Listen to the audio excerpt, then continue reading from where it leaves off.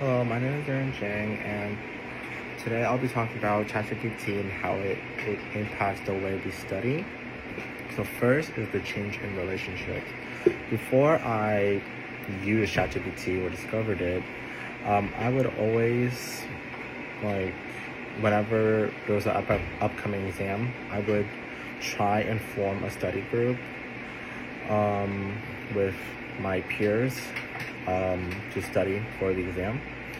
Like in those study groups, we would talk with one another, and if we had questions, we would rely on each other to solve it, and it worked obviously. But now that ChatGPT has become more prevalent in the world, those interactions are slowly fading away, and people are just relying on ChatGPT to help them study. So now whenever I have an upcoming exam, I do still try and form study groups, but obviously less frequently, because I now use ChatGPT to help me study for any upcoming exams. So before, I would meet up with my friend Durga to work on study guides before exams, but now I find myself just asking ChatGPT to generate summaries, or even making multiple choice quiz to help me study. And although these tools do help me study faster, I do miss the collaborations I have with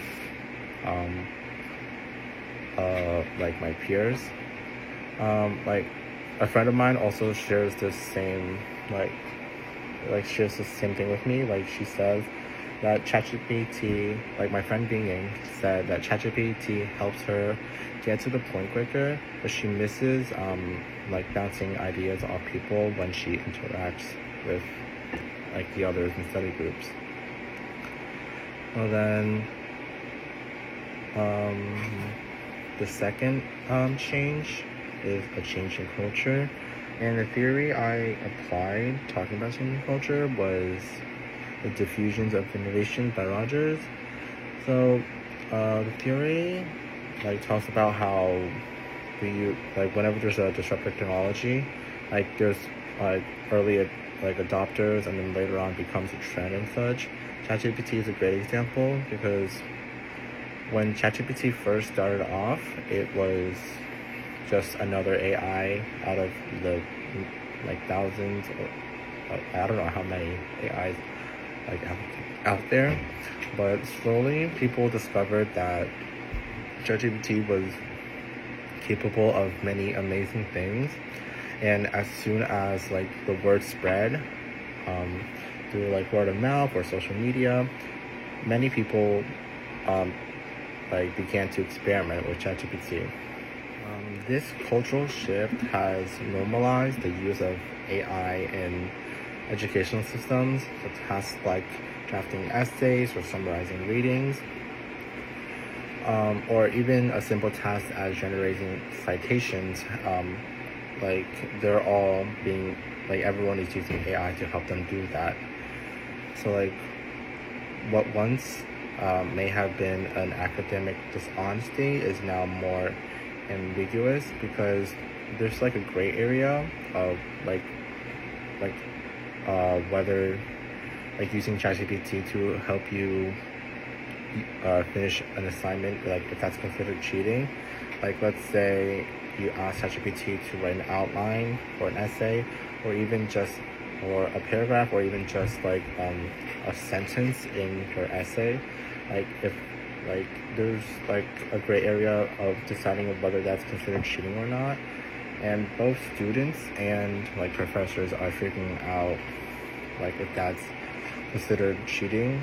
Nowadays, many professors and students know that it is considered cheating, but there are parts around the world that are still just arguing if using ChatGPT to help is considered cheating or not. And now, the change in work. The theory I used here was the theory of disruptive innovation. So the theory of disruptive innovation helps us understand the shift and the change in work, because disruptive technologies often begin by serving like a niche market, but it will eventually overtake established systems. And then, so in this case, ChatGPT started as like a small novelty tool, and now it is influencing core academic practices. Students are increasingly relying on ChatGPT for writing resumes, cover letters, and even using it for mock interview practice. And these changes suggest that the skills needed for workplace success are shifting, just before ChatGPT was not a tool that many used to write resumes and such. And so like the ability to prompt an AI effectively may soon become be as critical as traditional writing or research skills.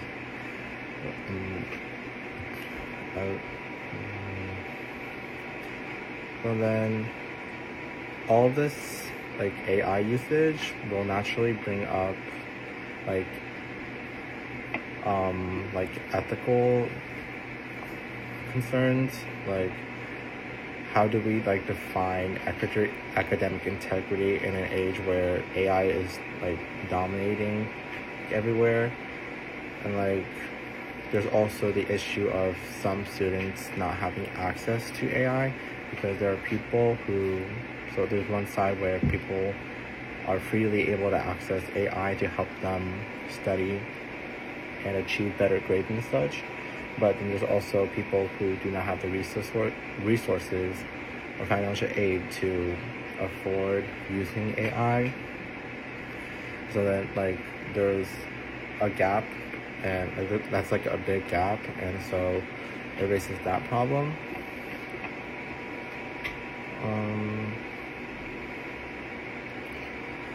But like overall, I don't like think like ChatGPT is like inherently good or bad.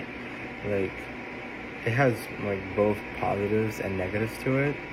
But I think like many AI, if we use it as a powerful tool to like help support us in our learning rather than replace it, I think